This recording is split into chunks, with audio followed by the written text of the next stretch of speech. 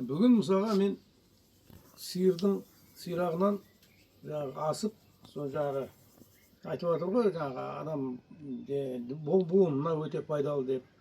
Сондай жаңағы не жасап жатырмын, холодец сияқты, бірақ енді сіңірін жаңағы жұмсақ қылып 5-6 сағат қайнатсам, сол бізге үлкен кісілерге әсіресе өте пайдалы.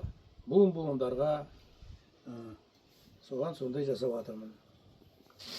Қазанның ішінде жаңағы сол сиыр несі жағы, сирағы.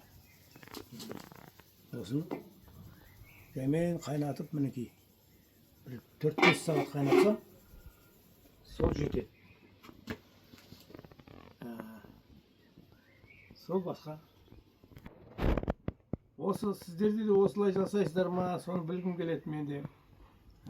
Бірімізбен біріміз жаңағы бәріміз алмасып дегендей жұмыстарымызды қалай болып жатыр?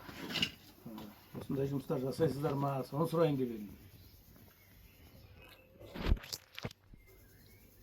Жақсы, сау болыңыздар, аман болыңыздар.